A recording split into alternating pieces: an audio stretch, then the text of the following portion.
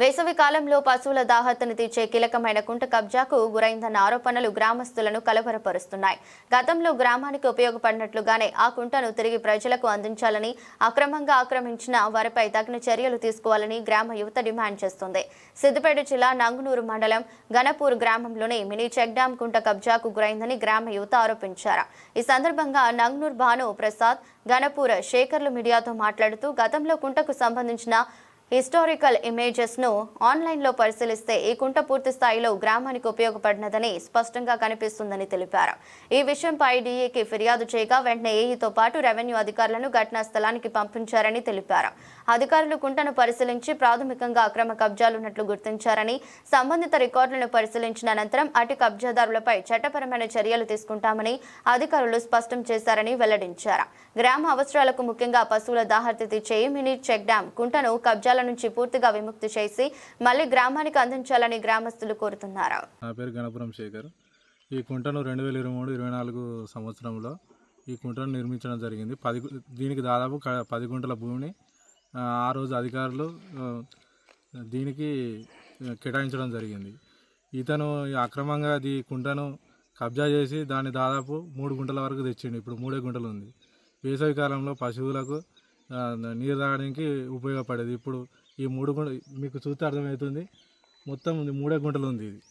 ఈ అధికారులు వెంటనే స్పందించి యథావిధిగా 10 గుంటల మినీ చెక్ డ్యామ్ను అదేవిధంగా ఆయన మీద చర్యలు తీసుకొని మా గ్రామానికి ఎలా ఉందనుకుంటానో అలా అప్పచెప్పాలని అధికారులను కోరుతున్నాను. నమస్కారం, నా పేరు భానుప్రసాద్, నంగనూరు మండల్ గన్పూర్ విలేజ్.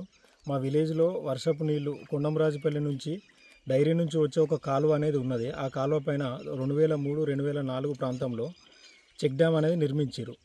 ఆ పూర్వకాలంలో దాదాపు అది 10 గుంటలకు పైగా ఉండే. ఇప్పుడు ఆ చెక్ డ్యామ్ పక్కన ఉండే Battula Tirupati, son of Rajayya, Battula Ravi, son of Rajayya వాళ్ళ కుటుంబీకులు కలిసి దాన్ని కబ్జాకు గురి చేసిరు.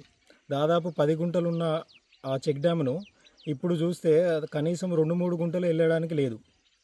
దీనిపై మేము వెంటనే గ్రామస్తులం కలిసి మేము డిఈ గారికి కంప్లైంట్ చేశాము. డిఈ గారికి కంప్లైంట్ చేసిన వెంటనే ఏఈ గారు మరుసటి రోజు వచ్చి దీన్ని పరిశీలన చేసుకొని వెళ్ళారు.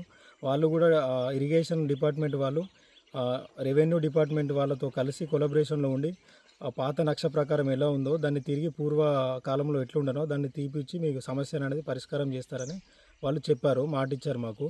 ఇది వెంటనే అతి తొందరగా ఈ యొక్క చెక్ డ్యామ్ను పరిష్కరించి గ్రామానికి అందించాలని మేము కోరుతున్నాం.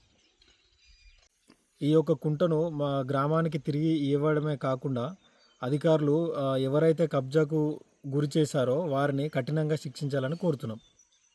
అదే కుంటను దాదాపుగా 2010 నుంచి హిస్టారికల్ ఇమేజెస్ తీసి 2010లో ఎట్లుంది, 2014లో ఎట్లుంది, 2016లో ఎట్లుంది ఆ హిస్టారికల్ ఇమేజెస్ తీసి ఆధారాలతో సహా మేము ఇరిగేషన్ డిఈ గారికి అప్పగించినాము. వారు వెంటనే స్పందించి ఇక్కడికి ఏఈ గారిని పంపించారు. ఈ యొక్క బత్తుల తిరుపతి మరియు బత్తుల రవి గార్ల పైన కఠినమైన చర్యలు తీసుకొని శిక్షించాలని కోరుతున్నాం.